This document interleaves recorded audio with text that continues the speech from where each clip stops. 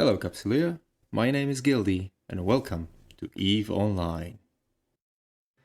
Planetary Industry, PI for short, is a form of producing certain goods in New Eden which are needed in a variety of industry-related projects. They are required to make lots of things, from fuel for player-owned stations to parts and components of ships and modules. It is also a way of receiving a stable, semi-passive income with a more or less engaging activity that runs on even when you are offline. Therefore, a lot of Capsuleers decide that it is a good thing to get going with a few planets to start printing ISK. This video will get you started on the following concepts. What skills will you need? What ships are needed to make your life easier? How to look for planets you might need or like? And setup of basic extraction and P1 production planet. Since the topic of PI can take quite a bit to discuss, I will continue with more advanced topics in another video. Before we go into the requirements to start your PI adventure, two disclaimers. First of all, this is an Omega-only activity. In order to set up planets, your character needs to be Omega. And secondly, I got to say this. Some people love PI and set 10 characters or more with it. Some people hate it and can't stand the tedium that comes with it. If you want to check it out for yourself, get one character the required skills, check if you want to do it at all, what's your preferred style, and then expand or not from there. Don't commit more characters into this activity unless you decide you like it. So, the first thing you need to start doing PI is of course skills. Let's look into what they do and what's a good point to start. First of all, interplanetary consolidation. This skill increases the number of planets you can own by 1 per skill level.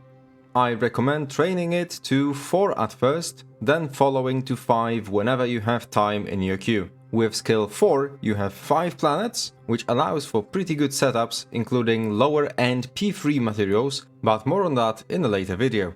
Secondly, command center upgrades. Gives your command center more CPU and power grid to spend on buildings. This means you can put up more extraction and factories there, so the higher the better.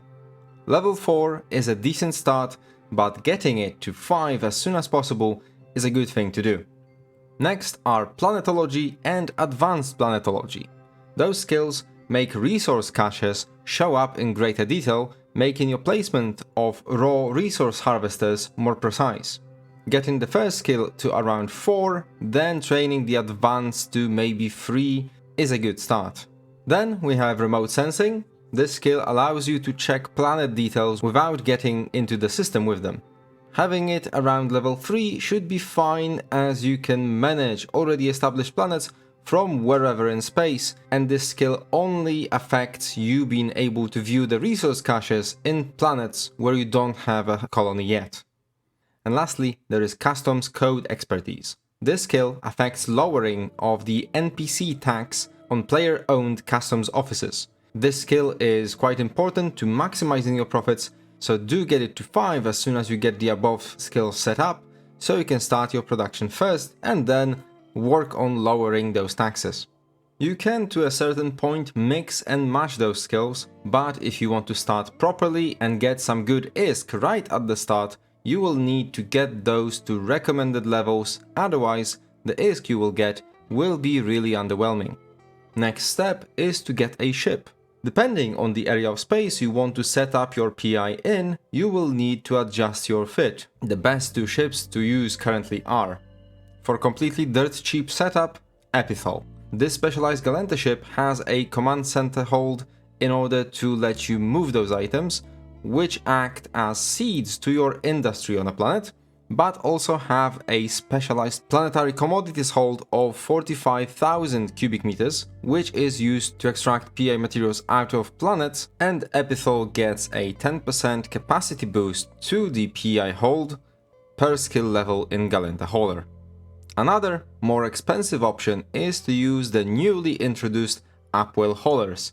The T1 Squall starts with an identical infrastructure hold capacity, 45,000 cubic meters, and also has a 10% bonus to the capacity of that hold when you level up your Upwell hauler. This hold can fit PI materials, but also a lot of other things. Squall can be a bit tankier, and it can also successfully equip missile launchers to bite back at any potential gankers. Further progress down the line that I recommend is to get a blockade runner, and in this line of ships, Upwell wins, because Deluge, their approach to blockade runners, has a base of 30,000 cubic meters infrastructure hold, which is unobtainable to Empire ships of this class. I will share fits for T1 haulers I think would be good for high-sec and low-sec setups in the description of the video. High-sec focusing on align time and tank, while low-sec on micro drive cloak jump trick ability, as it will be vital for your survival in that space. Why would you want to delve into low-sec for PI? The mechanic is simple. The lower the system security index, the higher density of the materials on the planets that are in said system. Therefore, I recommend to start in high-sec if you are not feeling adventurous, and if you want more profit, prepare accordingly with the cloak and micro drive, train with doing the trick with them, and if you have no idea what I'm talking about, a link to a video explaining the trick will pop up on your screen right now, and you should be able to then go into low-sec to get even more ISK from your PI. So, how do you find a good planet? Go to Neocom, Industry, and Planetary Industry. This will open a window for you showing you your available planet slots and planets you already set up with what is being extracted, produced, and stored on the planet. Then, to find planets for yourself, you can open Agency, Resource Harvesting, Planetary Industry. This brings up a menu allowing you to scan for any distance, security, or even planet type, and then quickly flip through the planets to see what the density of the resources are on each planet. The bigger density, the better of course for you. Another way, if you are looking not for specific density but rather want to check for the best planets in a specific area because you have plans in that exact area only, is to open your map, find systems in the area you are looking for, right-click the system and choose Show Info, then move to the Orbital Bodies menu. You can then right-click on any of the planets and choose View Planetary Industry to see the planet. It is slower than the Agency menu, but you will right away find things in the systems you are interested in rather than scrolling through different ones. To show you what I mean by density of the materials, let's look for a planet to make chiral structures. P1 material I use in further processing, which I will show off in a later video. In order to know what is needed to produce what, you don't have to go through 50 different info menus in-game. Several people made online tools that make it way easier to see chains of materials needed to produce higher tiers of items. For your convenience, I will link 3 of them in the video description. EVE Helper, which has a benefit of showing you how much ISK per cubic meters you will get if you pull the materials just to sell them on the market.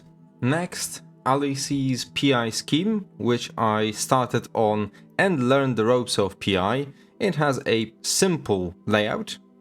And lastly, EVE Web Tools, which combines the ISK values of the materials and nice graphical design of EVE Helper and clearly visible routes for what is an input needed to create a certain item and what is it being used for. On the website, as I said, I want to get chiral structures, so let's select that. If you hover over the item, it shows you what planets it can be gotten from, what's the P0 you need, and what it can be used to build. If I click on it, it will highlight the inputs.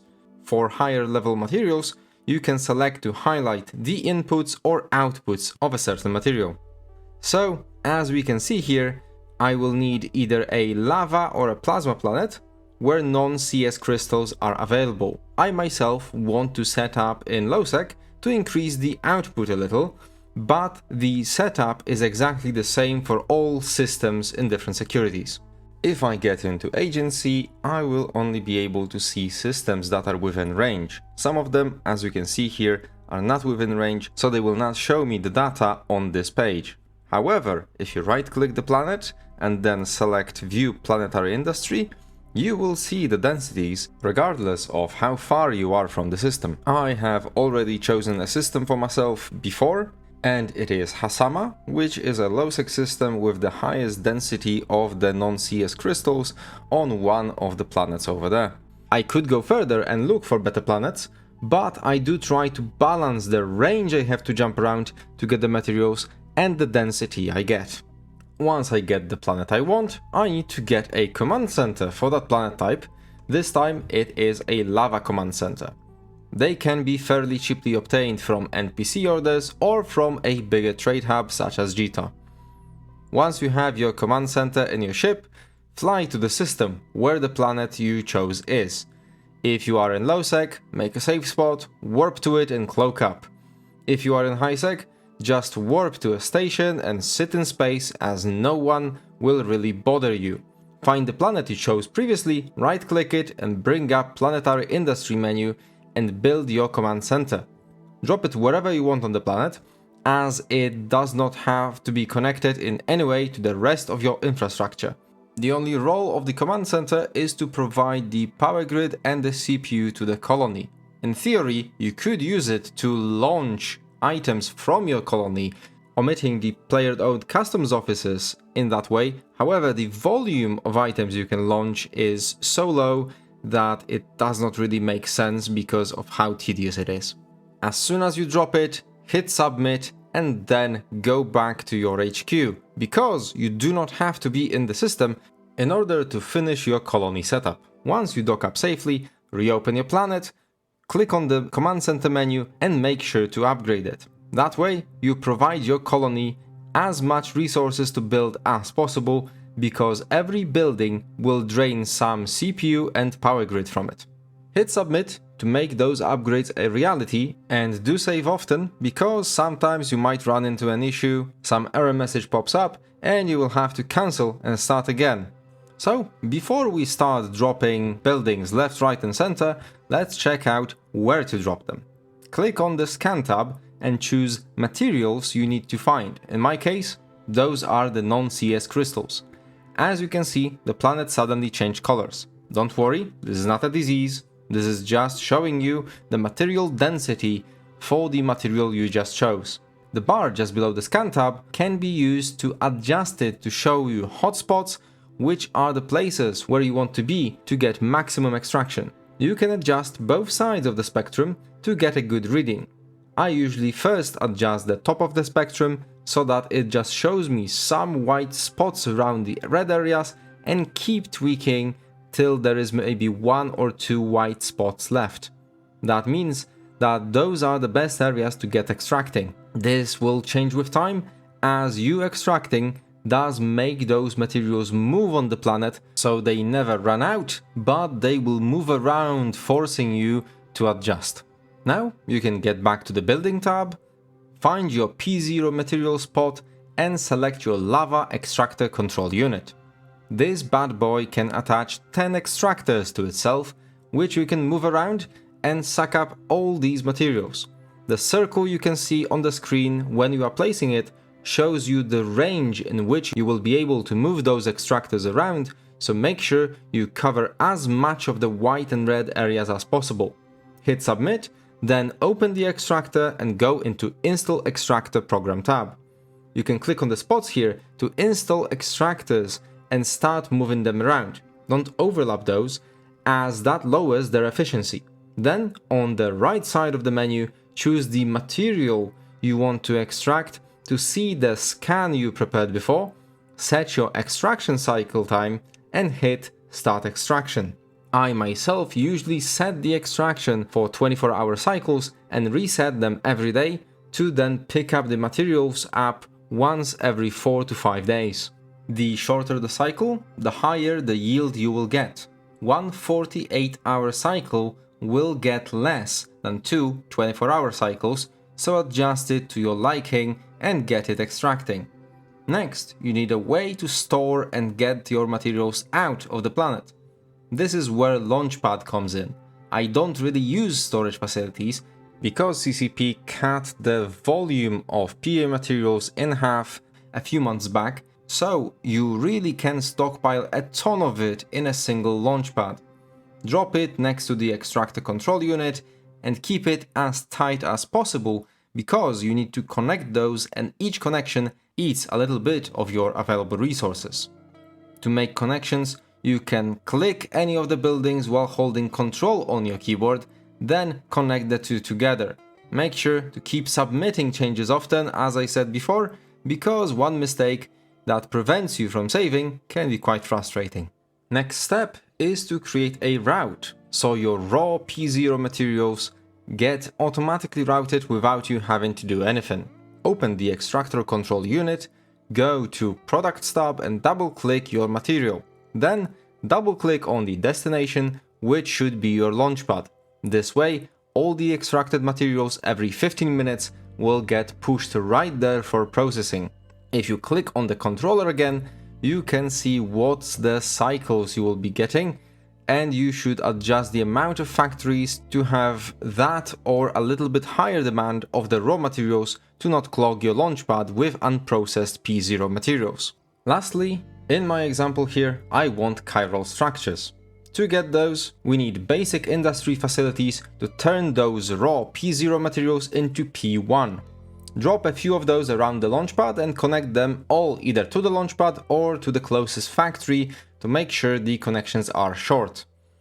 Then, once everything is connected, open one of the factories, go to schematics and choose the P1 you want to produce. Double-click it and then double-click the launchpad again. You just created a production order that will keep running as long as the factory is on and has P0 materials provided. In the Routes tab, you can see that it now has outgoing 20 chiral structures every 30 minutes. However, it cannot operate because our raw materials are not routed into it. Let's fix that. Click on the launchpad, go to Routes, then click on the incoming non-CS crystals and then click Create Route. For some reason, if you double-click a material in this window, it will just open the info panel of it instead of creating a route. It's really annoying. Double-click the factory you want to set up with the program and voila, you just automated your production cycle. Raw materials get mined out, put into the launchpad, immediately pushed to a factory where they are turned into P1 and pushed back to the launchpad, where they will wait for you. Now, to do that for the rest of the factories, and there you have it, a basic extraction planet that pulls raw P0 materials and turns them into P1, ready for further processing or sale. You might ask yourself, why not decide to push the raw materials immediately into factories? That is because if you have any over-extraction, you will store that raw material in the launchpad, which will wait for your extraction to get lower than your production rate. If you would route all your materials right into factories and have over-extraction, that material will get lost because it will have nowhere to go. If you extract your materials just for sale, make sure to diversify what you extract to not put all your eggs in one basket. That way, if someone decides to crash the market for one of the materials, you don't suddenly lose most of your profits. And lastly, how do you extract the goodies out of your planets? Simply get into the system where your colonies are, then you can open the Planetary Industry window, right-click your planet, select Customs Office and warp to that Customs Office. While you are at it, you can do the same thing, right-click again, go to Customs Office and open it while you are in flight, then drag over the items from your launchpad into the Customs Office and confirm that transfer, which will prompt you to pay a little bit of tax, and part of it is the NPC tax you can lower with customs code expertise, and some of it is the tax that is placed there by the owner of said POCO. You do not have to extract everything all the time. You can, if you want to, pop into the system, open the customs office on the planet where you have your colony, just drag over the materials and transfer everything from your launchpads into the customs offices until they are full, and then do one big extraction. In the next video on this series, I will cover the rest of the buildings and their functions, how to create a production chain, setup of factory planets, and provide an example of how you can produce one of the most common P3 materials on one character, which either brings you great ISK or helps you increase your industrial production profit margins. If you enjoyed this video, leave a like and subscribe to see my future uploads. If you are interested in what I will talk about next, my videos go up every Sunday. And if we never see each other again in Space Capsulia, fly safe!